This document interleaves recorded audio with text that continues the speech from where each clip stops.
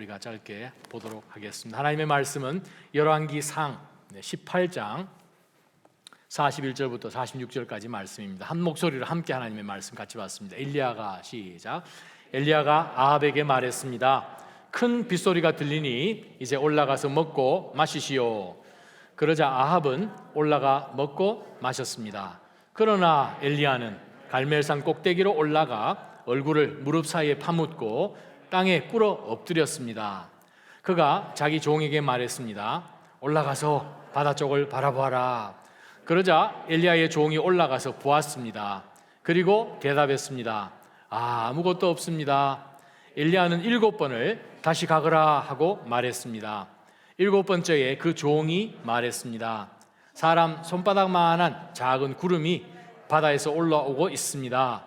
그러자 엘리야가 말했습니다. 올라가서 아합에게 말하여라. 비가 와서 길이 막히기 전에 전차를 준비해 내려가십시오 하고 말이다.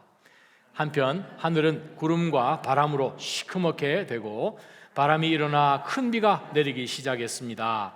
아합은 전차를 타고 이스라엘로 갔습니다. 여호와의 능력이 엘리야에게 내려왔습니다. 그는 허리띠를 동여 매고 아합보다 먼저 이스라엘로 달려갔습니다. 하나님의 말씀을 받고자 합니다. 성령께서 저희의 심령을 깨우시고 또 하나님의 말씀이 저희 마음밭에 잘 새겨지며 참으로 달려가도 그 말씀을 볼 수 있고 증거할 수 있는 그러한 귀한 생명의 능력으로 저희 속에서 역사케 하여 주옵소서. 예수님 이름으로 기도합니다. 아멘. 자리에 앉아주시기 바랍니다. 우리가 성경 말씀을 보게 되면 많은 기도의 사람들을 만납니다. 하나님께서는 하나님의 역사를 하실 때에 기도하는 사람들을 사용하시지요. 저와 오늘 여러분이 읽으신 이 본문의 말씀은 정말 기도에 있어서 정말 클래식한 본문이 아닐 수가 없습니다. 구약 성경에 기록된 많은 기도의 본문 가운데서 정말 중요한 본문이기도 하지요. 또한 우리가 신약 성경을 우리가 한번 생각해 볼 때 신약 특별히 그 사도 시대에 예루살렘의 초대 교회가 세워지고 예수님의 그 제자들이 정말 이 교회의 리더들이 되어서 각 곳으로 복음을 증거하러 나아가고 하는 그런 아주 강력한 이 사도행전의 역사를 근데 우리는 사도행전을 통해서 우리가 너무 잘 알고 있습니다. 자, 그 예수님의 그 제자들 가운데서 또 특별히 예루살렘의 교회에 가장 강력한 두 리더가 있다면 당연히 베드로 사도가 있고 또 우리가 사도행전 15장을 보게 되면 예루살렘에서 최초의 기독교 총회죠. 예루살렘 그 총회로 모였을 때의 리더였던 사람이 바로 야고보 사도였습니다. 바로 그 야고보는 바로 예수님의 이복 동생이지요. 예수님께서는 바로 성령으로 잉태되어서 마리아의 아들이기는 하지만 그리고 하나님의 아들로 이 땅 가운데 오신 하나님이시죠. 바로 그 동생 이 야고보가 예수님께서 부활하시기 전까지는 전혀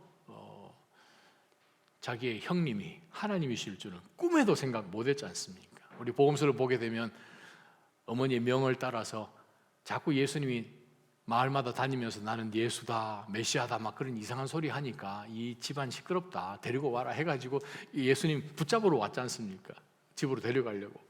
그런 이제 모습을 보면서 전혀 예수님이 하나님의 아들이란 사실을 꿈에도 생각하지 못했다가 부활하신 바로 그 예수 그리스도를 형으로만 알았는데 그분을 만나고 난 다음에 그가 완전히 거꾸러지는 그러한 모습을 우리가 슬쩍 우리가 고린도전서 15장에서 볼 수 있지요. 그러고 난 다음에 우리가 그의 삶은 우리가 초대 기독교 역사 가운데서 우리가 볼 수 있듯이 바로 그분은 정말 전적으로 하나님의 사람이 되어서 얼마나 기도를 많이 했던지 2000년 전에 그 전승을 보게 되면 그분의 이 별명이 낙타 무릎, 캐모스니.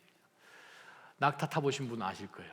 정말 이 가죽이 그냥 두꺼운 정도가 아니라 다른 가죽처럼 느껴지는데 얼마나 엎드려서 기도를 많이 했으면 무릎이 낙타 무릎 같을까.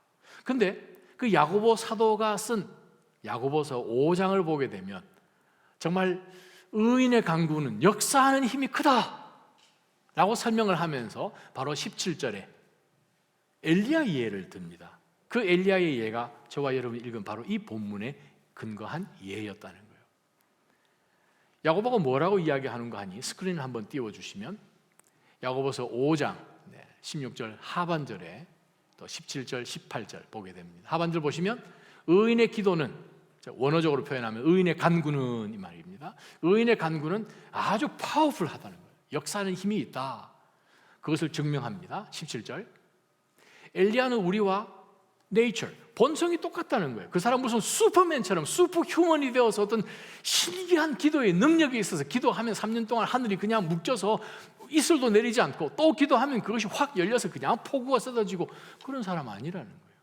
우리와 똑같은 사람인데 그러나 그가 비가 오지 않기를 He prayed in his prayer, 그 표현입니다. 헬라 원어가. 그 말은 히브리식으로 그것을 헬라어로 번역을 한 것인데 정말 sincerely, fervently 이런 표현입니다. 아주 힘을 다해서 전심으로 간절하게 기도 가운데서 기도했다는 거예요. 우리 구약 성경을 보게 되면 무릎 사이에 얼굴을 묻고 땅바닥에 엎드려서 기도하는 모습으로 그가 간절히 기도했더니 정말 3년 동안 홀드되어서 하늘에서 이슬도 내리지 않았던, 비가 전혀 없었던 바로 그 기간이 지나고 난 다음에 하나님께서 다시금 열왕기상 18장 1절에 하나님의 말씀이 임하여서 3년이 지난 시점에 다시금 가서 너가 아합을 만나라, 이제 비가 내릴 것이다. 바로 그 사이에 들어가 있는 말씀이 엘리야가 하나님이 말씀하시고 하나님께서 하시는 그 모든 것을 셋해 놓으셨지만 하나님이 하실 것은 하나님이 하시지만 그 메시지를 받은 엘리야가 한 일이 무엇입니까?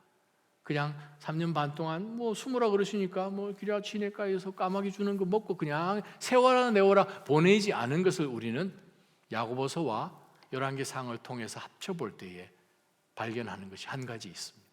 그는 기도를 멈추지 않았다는 거예요. 자, 그래서 오늘 저와 여러분이 오늘 이 짧은 본문을 통하여서 우리가 엘리야를 우리가 한번 배워보기를 원합니다. 중요한 것은 저도 교회를 개척하고 물론 이전 교회도 있었지만 우리가 이 기도 모임 우리 화요일 오전이나 수요일 모일 때마다 제가 이 성경에 등장하는 모든 기도에 대해서 최소한 한 번 이상은 제가 말씀을 전했는데 많은 기도의 모범들이 있지요. 기도에 대해서 배우는 것 중요합니다. 그러나 더 중요한 것은 기도하는 그것에 대해서 배우기는 오히려 쉬울지 몰라도 그대로 기도하는 것이 어려운 거잖아요. 저는 오늘 이 말씀 가지고 제가 정말 저희 모두가 기도에 더욱더 전념하는 저희가 되었으면 하는 마음이 있습니다. 야고보서를 제가 언제 설교를 했나 보니까 2019년 12월 10일 제가 야고보서 5장 16절, 17절, 18절 가지고 강해 설교를 했던 것이 있습니다. 혹시 유튜브 찾아보시면 한번 찾아보시기를 바라고요. 동일하게 야고보서 본문 가지고 설교한 내용인데 오늘은 열왕기상 가지고 말씀을 한번 보십시다. 상황을 우리가 한번 돌아보면 하나님께서 17장 1절에 하나님의 말씀이 임해서 이스라엘 백성들이 우상 숭배하니까 바로 이 백성들의 마음을 하나님이 돌이키시기 위하여서 엘리야를 부르시고 엘리야로 하여금 앞으로는 비 없다. 여러분 농경 문화와 이 목축 문화로서 비는 얼마나 중요한지 모릅니다. 수도가 없지 않습니까? 하늘에서 내리는 물 받아서 만들어 놓고 시스템 파서 위에 덮어 놓고 하는 그것이 그 Ancient Near East, 고대 근동에서 살아가는 삶의 모습인데 비가 없으면 어떻게 삽니까? 짐승은 뭐를 먹입니까? 그것을 3년 반 동안 하나님께서 묶으시겠다고 하시는 거예요. 자, 그러한 가운데서 사실은 이 아합 왕이 물론 악한 왕이긴 하지만 이스라엘 백성들이 하나님 앞에 정말 범죄하여서 그 나라가 계속해서 우상 숭배하는 나라로 여로보암부터 시작해서 지금 아합까지 내려왔을 때 그들이 사실 빨리 하나님 앞에 엎드리면 참 좋았을 텐데 그러지 않음으로 인하여 하나님께서 어떤 사인을 보내주시는 거지요. 그러한 가운데서 3년 기간이 지나고 18장 1절이 되어서 다시 하나님의 말씀이 임하고 엘리야야 이제 너가 아합 왕에게 가서 보여라. 그래서 아합 왕에게 이 엘리야가 가서 이제 비가 올 것을 이제 명령한 것이죠. 자, 그 상황 가운데서 여러분 읽으실 내용이 바로 우리가 지난 주일 보았던 갈멜산의 그 엄청난 사건입니다. 자, 갈멜산 사건이 있고 난 다음에 하나님께서 비를 보내주시는데 이제 41절입니다. 엘리야가 이 아합 왕에게 이 갈멜산 그 사건 벌어진 그곳에서 큰 빗소리가 들립니다. 근데 지금 비는 아직 오지도 않은데 큰 빗소리가 들립니다라고 이야기할 수 있었던 것은 어디에 근거한 것입니까? 자기가 실제적으로 지금 어도블한 사운드를 들어서 빗소리가 들립니다, 냄새가 좀 저기압이고 비 냄새가 좀 납니다, 이런 것처럼 우리가 캠핑 갔을 때 느끼는 그게 전혀 아니잖아요. 이것은 무엇인가? 그가 지금까지 꾸준히 기도해 온 것을 지금 기다리고 하나님의 말씀이 있었기 때문에 비 온다는 이야기는 18장 1절에 언급되고 18장 지나가는 동안에 단 한 번도 리피트된 적이 없습니다. 갈멜산의 그 850명을 다 죽이는 그 사건 가운데서 비 얘기는 전혀 없어요. 그러다가 이 모든 엄청난 사건이 끝나고 난 다음에야 41절에 한 번 더 반복이 된 것이 빗소리가 난다는 거예요. 저는 기도할 때에 우리가 제일 먼저 붙들어야 될 것이 바로 그것입니다. 말씀에 근거해서 말씀 위에 우리가 무릎을 꿇고 기도해야 됩니다. 하나님의 말씀하지 않으셨는데 하나님께서 우리 마음 가운데 성경을 통해서 깨달음 주시고 하나님이 이거 보여주셨군요 하는 가운데서 우리가 움직여 나가면 그 기도 가운데 계속 머물러 있는 바로 그것. 2년 반 전에 2019년 12월 10일 설교할 때에 그 설교 제일 뒷부분을 제가 한번 체크를 해보니까 캠브리지에 우리가 그 해 8월에 갔고 9월 마지막 주에 제가 그 담임 목사님을 만났고, 여러분 캠브리지에 정말 하나님께서 캠퍼스 사역을 위해서 길 열어주시기를 기도합니다, 기도 부탁합니다 하는 것으로 제가 그날 설교를 마친 기록이 있습니다. 2년 반 지나서 돌아보니까 감회가 참 새롭더이다. 그래요. 엘리야가 지금 본 것은 무엇입니까? 기도로 지금까지 왔기 때문에 그가 누구도 듣지 못하는 큰 빗소리, 작은 빗소리도 아니에요, 큰 빗소리를 엘리야만 지금 들었습니다. 누구도 그 주변에 듣지 못한 것이죠. 바로 이것이 영성이 아닌가 싶습니다. 자, 그래서 엘리야는 이 아합에게 이야기합니다. 지금 여기서부터 이제 이 이스라엘 그 평지를 지나서 왕이 있는 그곳까지 내려가려면 최소한 한 20km는 지금 되는데 빨리 지금 내려가시오. 그래서 먹고 마시시오. 이제 하나님께서 풀려주십니다. 이제 정말 기뻐해야 될 때입니다. 자, 그러자 아합이 이제 자기가 원하는 그곳으로 이제 가려고 이제 올라가서 이제 먹고 마시죠. 자, 그러한 가운데에서 42절에 나온 한 단어요. 그러나 엘리야는. 자, 지금 하나님께서 비도 보내주시고 이제는 뭐 850명 대 한 명으로 해서 지금 갈멜산 꼭대기에서 엄청난 갈멜산 대첩까지도 지금 승리를 했으니 왕과 함께 지금 셀러브레이트 해야 되는데 그는 어디로 향하고 있습니까? 하나님은 비를 주겠다고 말씀하셨어요. 아합에가 가서 비 준다고 얘기해라. 가서 얘기를 했습니다. 그러면 엘리야 할 일 다 끝났잖아요. 우리는 때로 기도할 때에 하나님께서 끝까지 우리로 하여금 하나님을 기대하면서 기다리는 그것, 우리가 생각하지 못하고 기도를 너무 듬성듬성하는 경우가 있잖아요. 그래서 우리가 오늘 5가지를 오늘 본문을 통해서 배울 텐데 제일 첫 번째 배우는 것이 엘리야가 기도에 집중하기 위해서 아합과 함께 길을 가지 않은 것을 봅니다.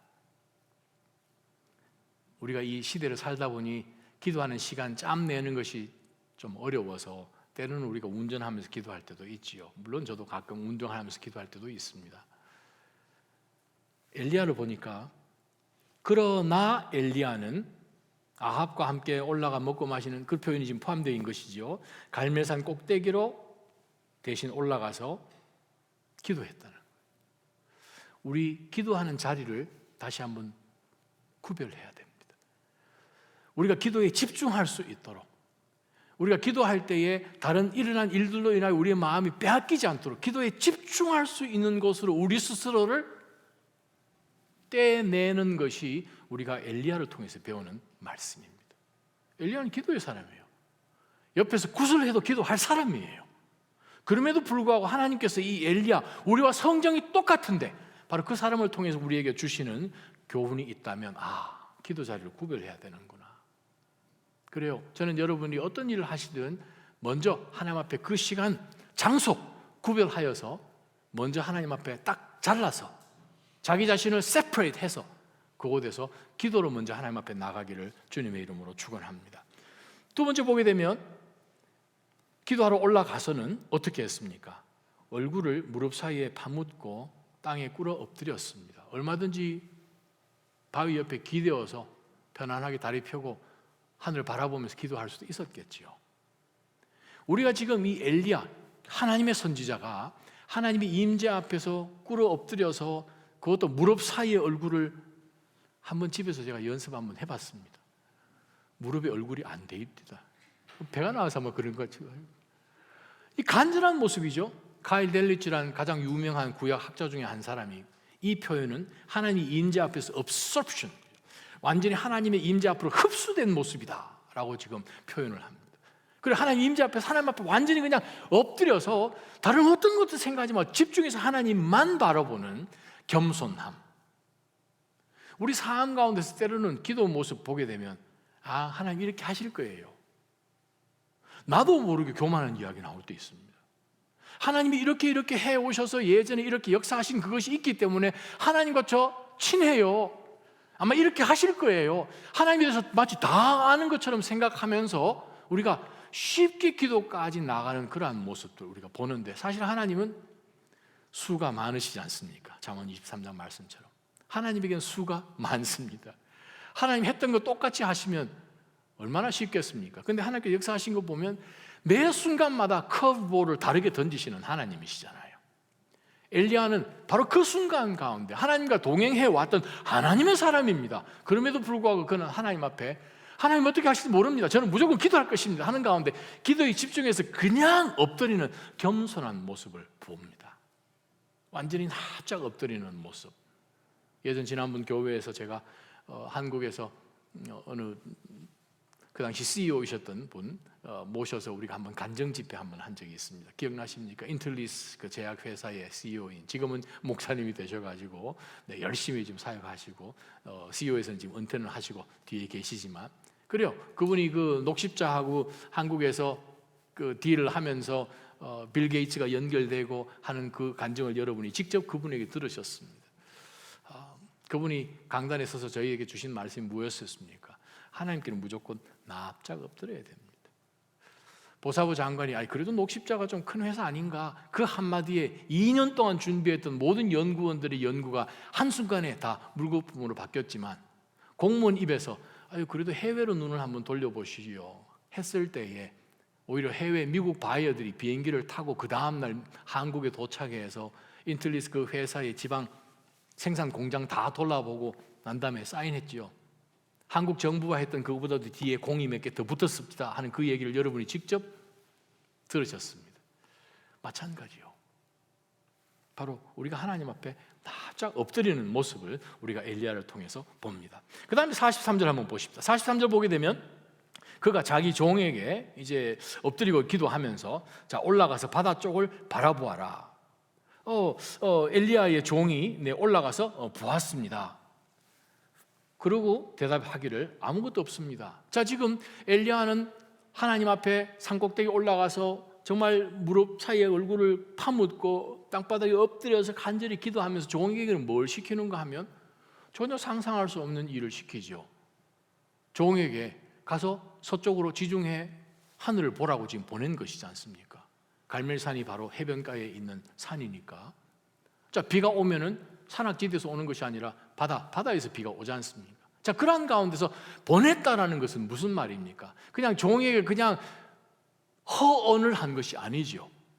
하나님께서 비를 주신다고 하셨기 때문에 분명한 하나님의 약속을 그는 붙든 것을 우리가 봅니다. 기도할 때 우리는 상황을 붙들지 않기를 주님의 이름으로 축원합니다. 말씀을 붙들었다는 거예요. 말씀을 붙들었기 때문에 그 말씀을 확신하고 assurance, 확신한 가운데서 그 종을 보낸 모습을 봅니다. 저는 우리가 기도하는 가운데서 하나님이 하실까 안 하실까 이게 아니라 말씀 가운데 분명히 하셨으니 나에게 말씀을 통해서 깨닫게 하셨으니 그 말씀 가운데 우리가 머물러서 확신을 갖고 하나님 앞에 내어 달리기를 주님의 이름으로 축원합니다. 그때 또 그 다음에 보게 되면 엘리야가 종을 보내서 확신 가운데 보게끔 하는데 한 번 갔다 오세요. 뭐 말짱하던데요.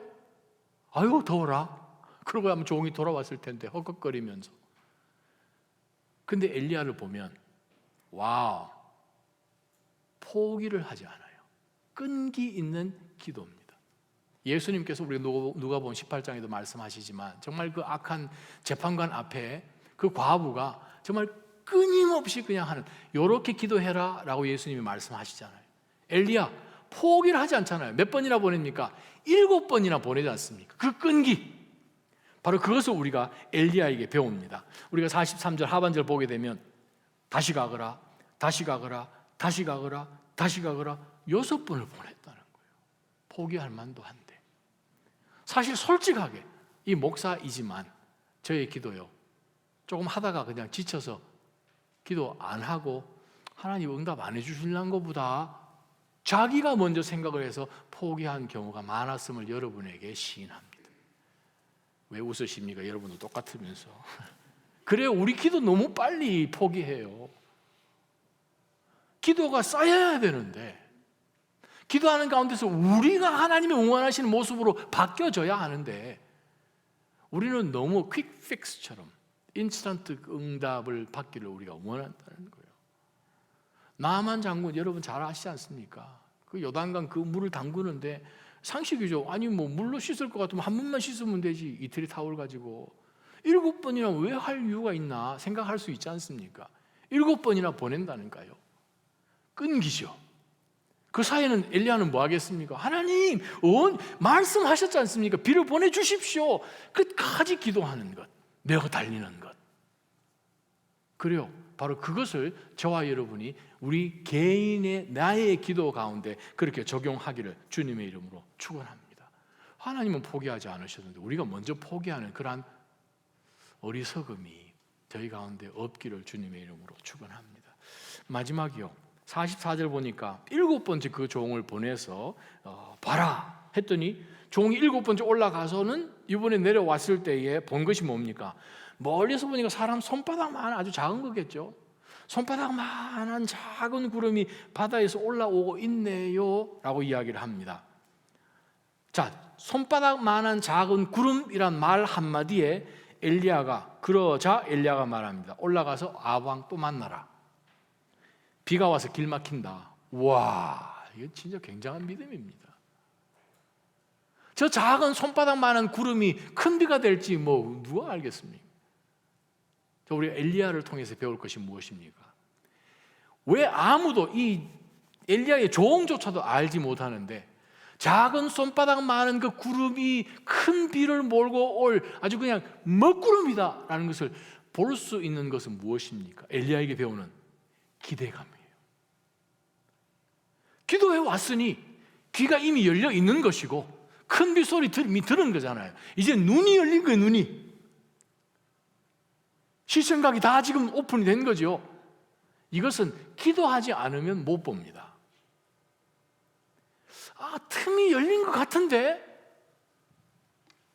제가 2년 반 전에 우리 집사님들하고 참석하고 집사님들도 계속 기도해 오시고 네이파크 미팅을 하는데 하나님 왜 갑자기 저를 네이파크 미팅에 가라고 하십니까? 저희들 교단 들어간 지 4년밖에 안 됐잖아요.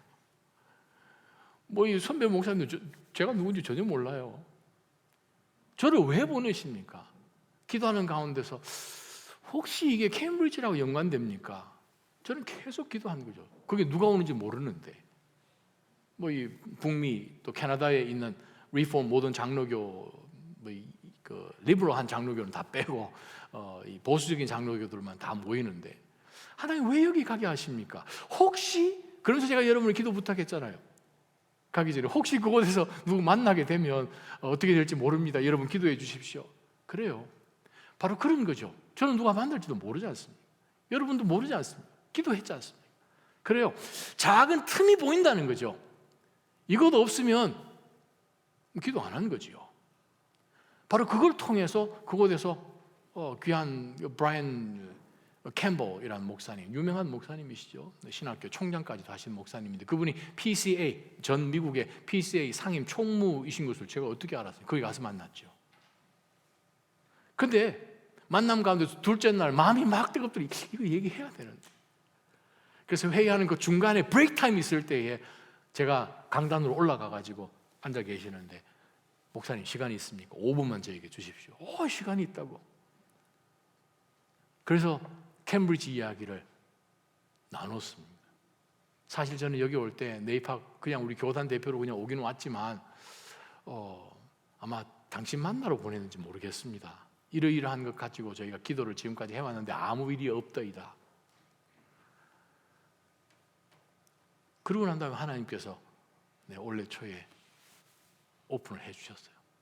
지난 주간에 제가 레리 목사님 만나서 대화도 2시간 넘게 했고, 어제는 오전에 제가 30분 이상 대화를 했습니다. 사실 제가 여러분에게 기도 제목 좀 부탁하고 싶은 것이, 미국 교회에 지금 리더들이 베이비 크리스천들이 지금 리더로 세워져 있습니다. 저희 교회 운영위원 집사님들이 몇 번 그런 말씀 하시더라고요. 저희가 이 교회 이 건물을 쓴 지가 만 6년입니다. 뒤에 있는 놀이터 여러분들이 만드셨잖아요. 1층에 있는 모든 스크린, TV 저희가 다 세웠잖아요. 1층에 있는 에어컨 저희가 다 세웠죠. 몇몇 집사님들이 교회 카펫 깔자고 그래서 그걸 말렸지 않습니까? 정말 저희가 이 교회를 위해서 정말 애쓰고, 물난리 났을 때 여러분들이 새벽같이 달려오셔가지고 교회 사랑하는 마음으로 다 물난리 치웠고, 근데 그 집사님이 저한테 이 얘기하셨어요. 요셉을 알지 못하는 바로 왕이 세워져서 이스라엘 백성들에게 그냥 노예처럼 막 부린다고. 우리가 이 교회에서 얼마나 정성한 것을 지금 이분들이 모르시는 거 아닙니까? 그래서 제가 단도직입적으로 물었어요. 레리 목사님한테. 혹시 지금 리더십에 계신 분들이 5년 전, 6년 전 저희가 뭐 했는지 그거 모르는 분 계시지 않습니까? 그랬더니 다 최근에 오신 분들이라는 거예요. 여러분들 6년 전, 5년 전, 4년 전에 어떤 일 하신지 그분들은 모르는 사람들인 거예요. 그러면서 자꾸 저희에게 렌트를 올릴 생각을 하십니다. 어렵습니다. 저희한테 질문한 거가 언제 다시 예전에 그 3,250불 저희가 내거든요, 렌트를. 얼마 전에. 근데 이제 팬데믹 오고 그걸 많이 낮춰 주셨는데, 언제 우리가 정상으로 내기를 낼 수 있는가, 그게 지금 중요한 관건이었습니다. 그래서 지난 목요일 날 만나서 2시간 정도 이야기하고 목회 나누고, 미국 교회에서 Maybe Korean church is taking advantage of us. It hurt me. It hurt some of us. 기도 많이 했죠. 그러면서 하시는 말씀이 브롤링턴의 모든 마켓 밸류가 31% 올랐다고 강조를 계속 하시네요. 그래서 제가 대놓고 얘기했습니다. That's business. That's commercial. The church is different. It's a mission. 그러면서 만약에 하나님께서 원하시면 then we will leave. 이거 우리 결정이고 우리 리더십 결정이니까 알아서 하시오. 다시 한번 회의하시오. 미국 교회 오늘 오전에 회의하고 감사하게 2022년 12월까지 지금 저희가 내는 2,500불 동결했습니다. 제가 미국 목사님께 얘기했어요. 새 살고 있는 교회에서 유틸리티 반 내고 스노우 플로잉 50% 하는 교회에 있으면 나와보라 그래라. 제가 그 얘기했습니다. 아무 말씀 못 하시죠, 당연히. 그래서 저희는 사실 교회 얼마든지 건축도 할 수도 있겠지만 그 마음 별로 없고, 주님 언제 오실지도 모르는데 선교 열심히 하고 주의 복음 증거하고 전도하고 그 일 하다가 우리는 하나님 앞에 갈 거니까 알아서 하시오라고 저희가 최후 통첩을 했더니, 그래서 감사하게 하나님께서 2022년 올 12월까지는 일단 동결을 해 주셨습니다. 할렐루야. 기도할 문제입니다. Maybe God is leading us into another direction. Who knows? 문제는 우리가 끊임없이 기도하는 게 중요해요. 기도하는 게 중요한 거예요. 상황 가운데 우리가 흔들리지 말고 주께서 각자를 부르시고 교회를 부르시고 부르심의 목적이 무엇인지를 깨닫게 되면 우리는 흔들리지 않게 될 것입니다. 이 시간 한번 기도하며 나갑니다. 2차 대전 말기에 영국과 연합군들이 많이 밀릴 때가 있었습니다. 할 수 없어서 영국과 프랑스 연합군이 독일에게 밀려서 퇴각을 하는데, 문제는 도버 해협을 넘어서 영국으로 퇴각하지 않으면 몰살당할 위기에 처했습니다. 60만 명 정도 되는 연합군이 새벽에 동원할 수 있는 고깃배까지 다 총동원해서 도버 해협을 넘어서 영국으로 퇴각하는 작전을 수행하는데 그 정보를 독일이 입수했지요. 100만 명의 육군과 막대한 전투기를 가지고 연합군을 집중 포격할 작전을 세웠습니다. 그런데 여러분, 역사는 분명히 기록하고 있습니다. 작전이 있기 바로 전날 영국에서 무슨 일이 일어난지 아십니까? 영국 사람들이 60만 연합군을 살려달라고 각 마을에 있는 교회로 다 몰려들어서 그날 밤새도록 기도했다는 것입니다. 작전 당일이 되었습니다. 새벽에 독일에서 전투기들이 떠서 영국 군대를 포격하려고 떴는데 이상한 일이 생겼지요. 칠흑 같은 어두움, 한 치 앞도 볼 수 없는 짙은 안개가 끼어서 도버 해협을 다 덮어버린 거예요. 폭격은 해야 되는데 목표물이 보이지 않았습니다. 아군끼리 오히려 비행기가 부딪힐 위협이 생겼습니다. 작전을 바꿨지요. 영국군을 폭격하지 말고 해변을 그냥 폭격해라. 바다는 놔두고 해변을 폭격해라. 그런데 똑같습니다. 프랑스 해변 역시 칠흑 같은 어두움, 짙은 안개가 완전히 감싸서 아무것도 볼 수가 없었습니다. 할 수 없어서 독일 전투기가 부대로 돌아가지요. 2차 대전 역사상 유일무이한 작전이 단 한 명의 사상자도 없이 무사히 영국으로 돌아갔고 그 군대가 이탈리아 시칠리로 재투입되고 연합군이 전쟁 승리를 잡는 데 결정적인 역할을 했다라는 기록이 2차 대전 기록에 있습니다. 기도는, 의인의 기도는 역사하는 힘이 있습니다. 하나님이여, 우리 주 예수 그리스도의 만유의 이름보다도 뛰어난 그 이름 우리에게 주시고 너희가 무엇이든지 내 이름으로 구하면 하나님께서 응답해 주시겠다고 하셨는데 하나님의 말씀이 우리 가운데 먼저 있고 우리가 그 말씀 안에 있을 때, 말씀 위에 기도할 때는 하나님이 응답하십니다. 우리의 기도가 엘리야처럼 바로 이러한 파워풀한 기도의 사람으로 살아갈 수 있도록 하나님 인도하여 주옵소서. 걸어가신 하나님, 오늘 이 말씀 주여 저희가 다시 한번 믿음으로 받고 저희가 참으로 이 마지막 때에 기도하는 자를 통해서 하나님께서는 성경 말씀을 통해 우리에게 보여주시듯 역사하시는 하나님 아니십니까? 마지막 때에 주여 저희가 정말 주님 앞에 납작 엎드려서 포기하지 아니하고 끝까지 응답하실 때까지 기도하여 주의 구원을 보게 하여 주옵소서. 그것이 내 개인의 삶이나 가정이나 일터나 앞으로 저희가 살아가야 되는 모든 우리 인생까지도 주님 늘 기도로 깨어있는 주의 세세한 그 음성과 움직이시는 것을 간파할 수 있는 그런 영적인 예민함을 저희들 가운데 꼭 허락하여 주옵소서. 예수님의 이름으로 간절히 기도합니다. 아멘.